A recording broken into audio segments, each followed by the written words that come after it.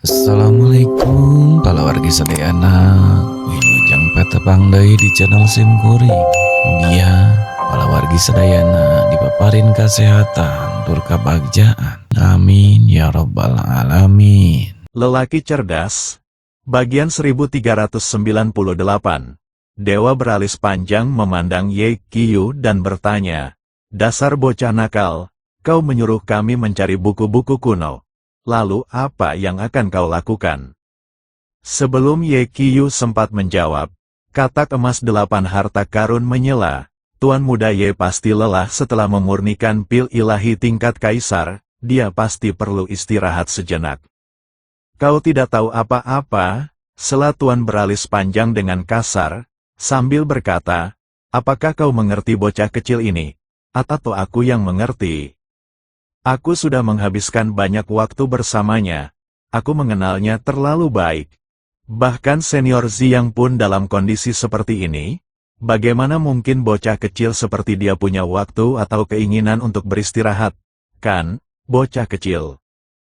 Ye Qiyu mengangguk sedikit.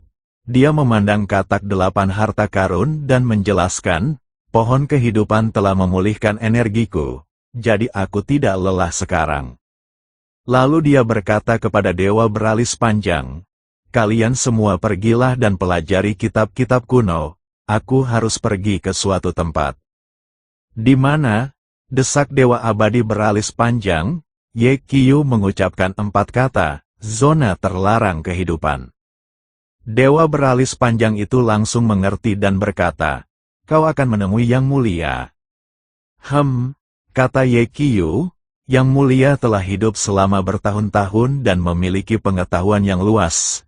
Mungkin Anda memiliki cara untuk menyelamatkan guru besar." "Aku akan ikut denganmu," seru Master beralis panjang.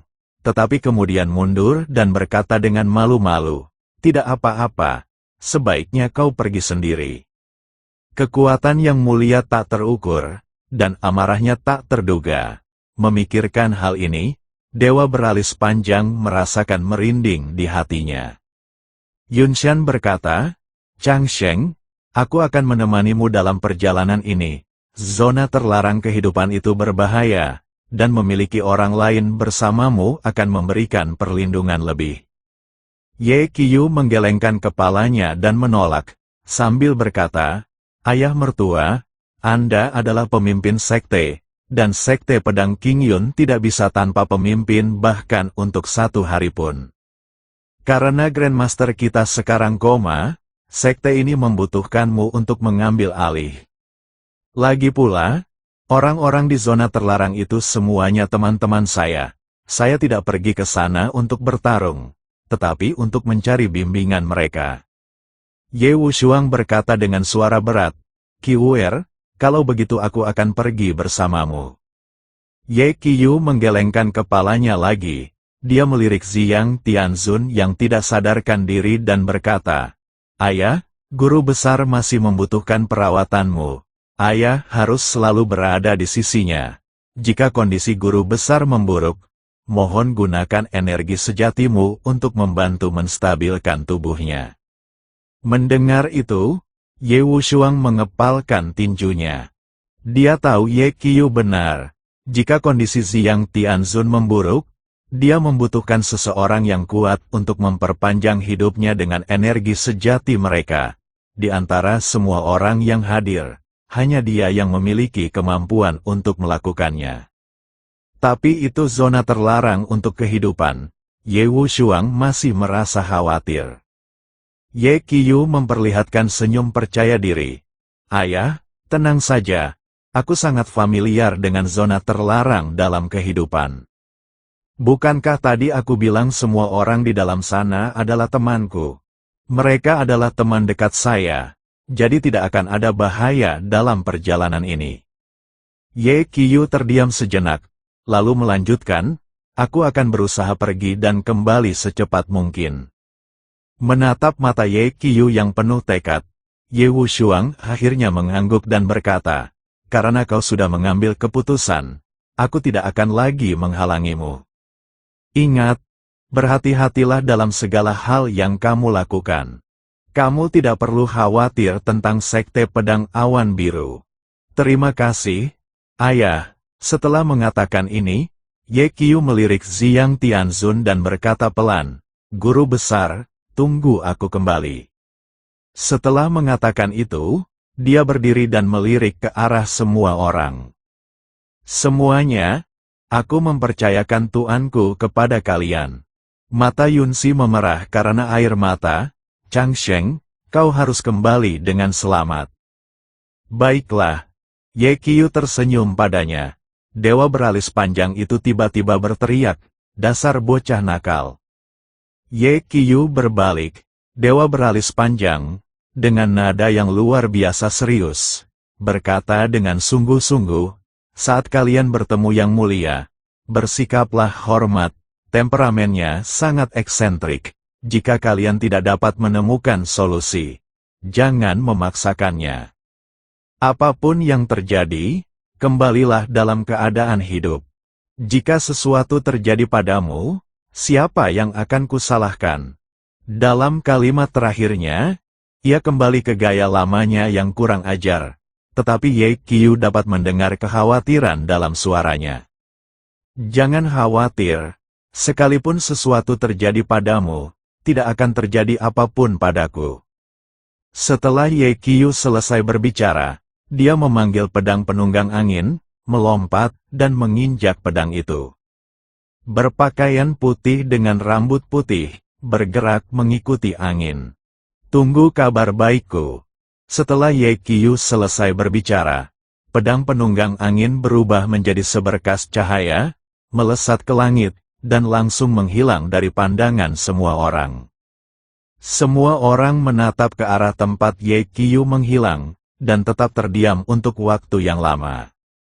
"Jangan melamun, Master Alis Panjang adalah orang pertama yang memecah keheningan."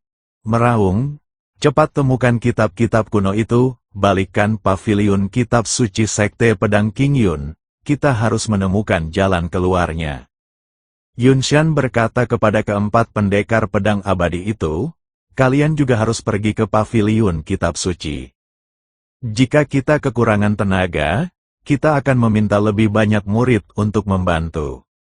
Masalah paling mendesak bagi seluruh sekte saat ini adalah menyelamatkan tetua tertinggi.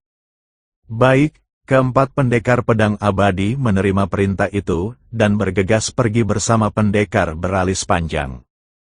Yunshan lalu berkata kepada Ye Wushuang, "Wushuang, aku mempercayakan tetua tertinggi kepadamu." Ye Wushuang berkata, "Jangan khawatir, kamu tidak perlu mengkhawatirkan guru. Pergilah dan sibukkan dirimu. Ngomong-ngomong, kita tidak boleh lengah sekarang, kita perlu ekstra hati-hati, baik di dalam maupun di luar sekte." "Baiklah, kalau begitu saya permisi dulu," kata Yunshan, lalu berbalik dan pergi dengan cepat. Tak lama kemudian, hanya Ye Wushuang dan Ziyang Tianzun yang tak sadarkan diri yang tersisa di halaman. Ye Wushuang mengangkat Ziyang Tianzun dan membawanya kembali ke kamar. Kemudian dia membaringkan Ziyang Tianzun di tempat tidur dan tetap berada di sisinya. Dia menatap Ziyang Tianzun, dan tiba-tiba tertawa, seolah-olah dia baru saja teringat sesuatu. "Saat aku tertawa, air mata mengalir di pipiku." Dia mengenang kembali momen-momen yang telah dihabiskannya bersama Ziyang Tianzun. "Aku ingat seorang lelaki tua yang mempertaruhkan nyawanya untuk melindungi Sekte Pedang King Yun, mengorbankan umurnya dalam pertarungan yang putus asa. Aku teringat akan senyum ramah dan ajaran tulus Yang Mulia Ziyang, dan aku juga ingat tahun ketika ia berjuang keluar dari kota terlarang, terluka parah dan hampir mati. Yang Mulia Ziyanglah yang menyelamatkannya dari ambang kematian dan mengajarkannya jalan untuk mencapai keabadian." Seorang pria tidak mudah meneteskan air mata, hanya ketika hatinya benar-benar hancur. Ini kamu yang tak tertandingi. Saat ada orang luar hadir, dia selalu menjadi dewa perang yang menakutkan, tegas dan tak terkalahkan. Namun hanya pada saat inilah dia mengungkapkan perasaan sebenarnya. Tuan, Anda harus bertahan. Di kehampaan, Ye Qiu melesat pergi dengan pedangnya. Tatapannya tertuju lurus ke depan, dan hanya ada satu pikiran di benaknya, dia harus menyelamatkan Xiang Tianzun apapun yang terjadi. 7 hari, dia hanya punya waktu 7 hari. Selama 7 hari ini, dia akan melawan takdir dan berpacu melawan kematian.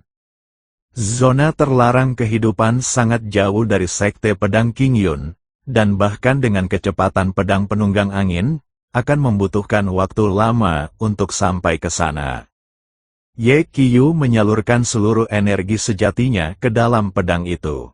Cahaya pedang itu meningkat kecepatannya secara dramatis, melesat melintasi langit seperti meteor, meninggalkan celah panjang di awan dimanapun ia lewat. Pegunungan dan sungai di bawahnya surut dengan cepat. Ye Qiu tidak berani berhenti sedetik pun. Setiap saat penundaan, kekuatan hidup yang mulia Xiang akan berkurang. Grandmaster, tunggu sebentar, aku pasti akan menemukan cara untuk menyelamatkanmu. Ye Qiu mengertakkan giginya dan melepaskan energi sejatinya tanpa ragu-ragu. Pedang penunggang angin mengeluarkan suara mendengung, bergerak secepat kilat dengan kecepatan luar biasa. Matahari sedang terbenam, malam tiba, akhirnya, tepat tengah malam, Ye Qiu tiba di zona terlarang kehidupan. Tengah malam yang gelap, zona terlarang dalam kehidupan, terasa sangat sunyi. Ye Qiu bergerak secepat angin, langsung menuju ke bagian terdalam area terlarang. Dia tidak pergi ke keluarga Xuan Yuan, tetapi langsung pergi ke kediaman yang mulia. Begitu Ye Qiu tiba, tawa merdu terdengar dari kabut warna-warni. Oh, bukankah ini Tuan Muda Ye, datang ke sini tengah malam? Apakah kau datang untuk menemui kekasih kecilmu, Ronger? Ceka-ceka, tipikal anak muda, mudah marah. Mereka bahkan belum lama berpisah dan kamu sudah marah. Tawa yang mulia mengandung sedikit nada menggoda. Ye Qiu mendongak dan melihat kabut warna-warni itu menghilang, menampakkan sosok yang cantik. Yang mulia berpakaian seperti biasa, mengenakan mahkota dan gaun merah panjang, membuatnya sangat mencolok dalam kegelapan.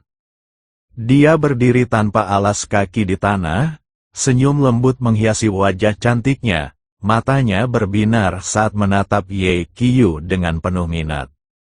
Junior Ye Changsheng menyampaikan salam kepada Yang Mulia.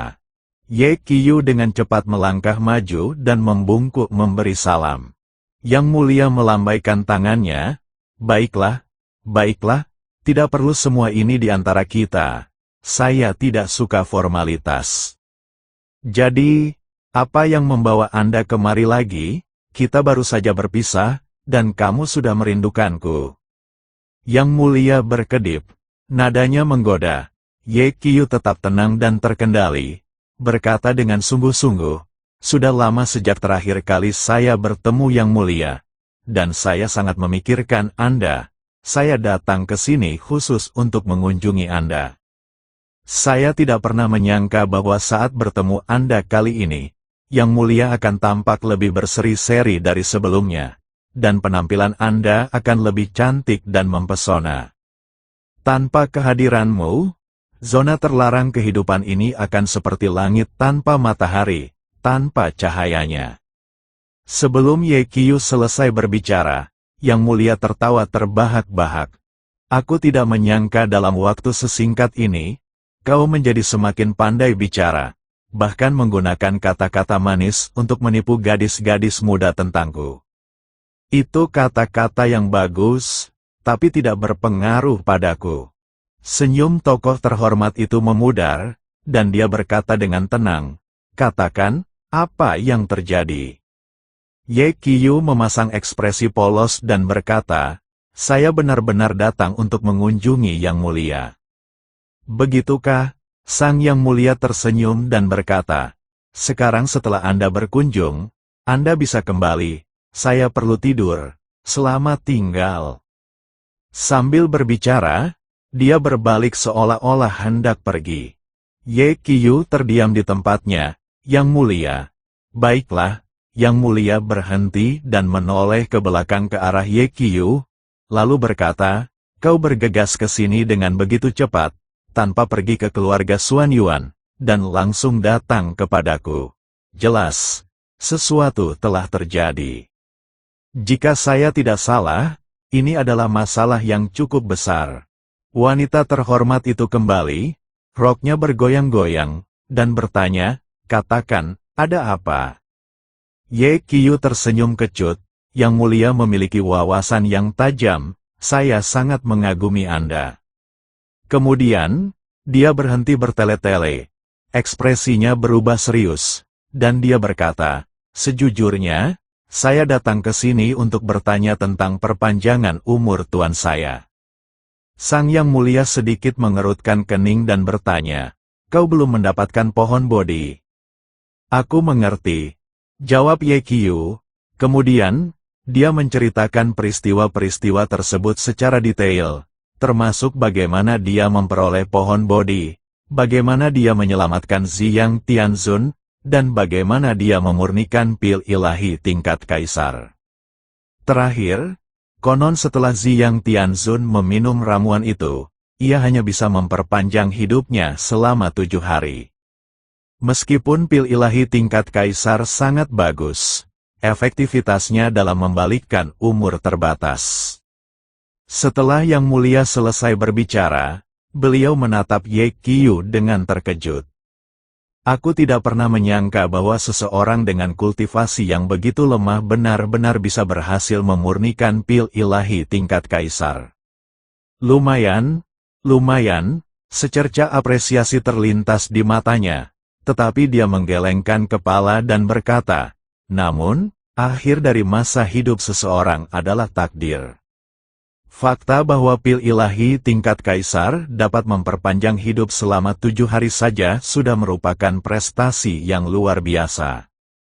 Sayang sekali kau kehilangan 30.000 tahun umurmu, dan rambutmu berubah putih. Tapi harus kuakui, penampilanmu cukup bagus. Ye Qiu buru-buru bertanya, Yang Mulia, Anda berpengetahuan luas dan berpengalaman. Apakah Anda memiliki metode pengobatan lain? Tidak, jawab Yang Mulia dengan tegas. Hati Ye Qiu mencekam, tetapi dia menolak untuk menyerah. Dia membungkuk kepada Yang Mulia dan memohon, Yang Mulia, saya dengan rendah hati memohon bimbingan Anda. Guru besar kami mengorbankan nyawanya untuk membunuh musuh besar demi melindungi sekte, sehingga nyawanya hampir melayang. Terlebih lagi, guru besar kami sangat baik kepada saya dan ayah saya. Kami, para junior, tidak bisa hanya berdiri dan menyaksikan beliau pergi begitu saja. Mohon berikan pencerahan kepada saya, Yang Mulia, apa yang harus saya lakukan untuk menyelamatkan tuan saya? Sang Yang Mulia menatap Ye Qiu dan terdiam sejenak. Tiba-tiba, matanya yang berbinar melirik ke sekeliling, dan senyum muncul di bibirnya. Nak, ibu tidak membencimu, tetapi itu tidak berarti ibu harus mengatakan kebenaran kepadamu apapun yang kamu tanyakan. Saya juga punya harga diri. Dan, nada suara Yang Mulia berubah menjadi jenaka saat beliau berkata, semua hal ada harganya, bukan begitu? Ye Qiu menjawab tanpa ragu, selama Yang Mulia memberitahu saya cara menyembuhkan tuan saya bersedia membayar berapapun harganya. Benarkah? Mata Yang Mulia berbinar, Anda bersedia membayar berapapun harganya? Ya, kata Ye Qiu dengan tegas, bagus. Senyum Yang Mulia semakin lebar. Beliau memberi isyarat kepada Ye Qiu dengan jarinya dan berkata dengan lembut, kemarilah. Meskipun Ye Qiu bingung, dia tidak berani melanggar perintah itu dan dengan cepat melangkah maju, berhenti 3 langkah di depan Yang Mulia. Tatapan Yang Mulia tertuju pada rambut putih lebat Ye Qiu. Umur hidup 30.000 tahun, kau benar-benar rela melepaskannya. Aku sangat iri pada Grandmastermu, aku sudah hidup bertahun-tahun, tapi tak seorang pun pernah mau melakukan ini untukku. Sang Yang Mulia menghela napas pelan dan melanjutkan, aku memang punya metode lain yang mungkin layak dicoba. Tetapi apakah metode itu akan efektif atau tidak, itu masalah lain. Secercah harapan terpancar di mata Ye Qiu. Mohon berikan pencerahan kepada saya, Yang Mulia. Tidak perlu terburu-buru, malam masih panjang, kita punya banyak waktu.